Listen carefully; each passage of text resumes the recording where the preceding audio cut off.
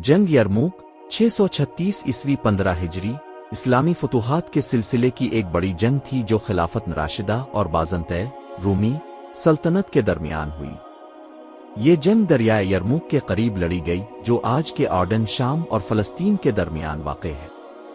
ये मरका हज़रत खालिद बिन विल्द की क़यादत में मुसलमानों की ज़बरदस्त फतह पर ख़त्म हुआ और उसके नतीजे में रूमी सल्तनत को शाम से हमेशा के लिए बेदखल होना पड़ा।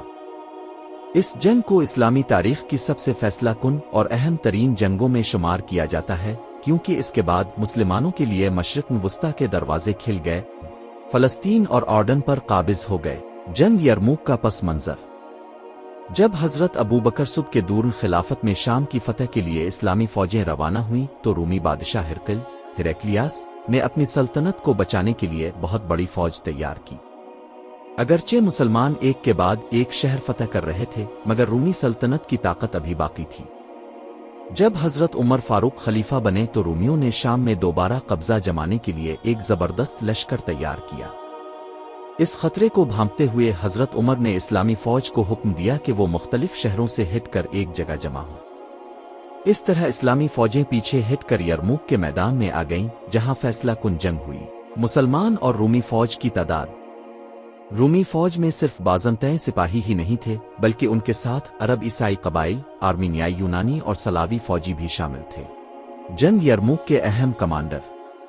मुसलमानों की तरफ से 1 हज़रत खालिद बिन विल्द सिपासालार आला, 2 हज़रत अबू उबैदा बन जर्रा, 3 हज़रत उमरो बिन अलास, 4 हज़रत शरहबील बिन हसना, 5 हज़रत यजीद बिन अबू सिफान। रूमियों की तरफ से 1 तियडियोर सिपासालार आला, 2 ग्रिगोरियस, 3 वहान आर्मीनियाई जनरल, 4 अरब ईसाई फ़ौज का सरबरा। जंग के मराहिल और खालिद बिन विल्द की हिकमत अमली। ये जंग 6 दिन तक जारी रही और हर दिन का एक नया मरका था। हज़रत खालिद बिन विल्द ने जंग में ज़बरदस्त जंगी हिकमत अमली अपनाई जिससे मुसलमानों की कम तादाद होने के बावजूद उन्हें फतह हासिल हुई। पहला दिन रूमी फ़ौज ने अपनी भारी तादाद के साथ मुसलमानों पर हमला किया। मुसलमानों ने निहायत मजबूत दिफा किया और दुश्मन को ज़्यादा नुकसान नहीं पहुंचाने दिया। दूसरा और तीसरा दिन रूमी फ़ौज ने मुख्तलिफ समतों से हमले किए मगर मुसलमानों की तरतीब शदा सफ़ों ने उन्हें पसपा कर दिया। हज़रत खालिद बिन विल्द ने रूमी घड़सवारों पर ज़ोरदार हमले किए ताकि उनकी पेश कदमी रोकी जा सके। चौथा दिन मुसलमानों पर सख्त दबाव था मगर ख्वातीन ने भी जंग में भरपूर शिरकत की। हज़रत हिंदा बिन्त अतबा, हज़रत मुआवा की वालिदा और दीगर ख्वातीन ने पीछे हटने वाले फ़ौजियों को दोबारा लड़ने पर मजबूर किया। पांचवां दिन हज़रत खालिद बिन विल्द ने रात के वक्त दुश्मन पर हमला करके उनकी फ़ौजों को मुंतशिर कर दिया। इस रात रूमी जनरल ग्रिगोरियस मारा गया और उनकी फ़ौज का हौसला कमज़ोर पड़ गया।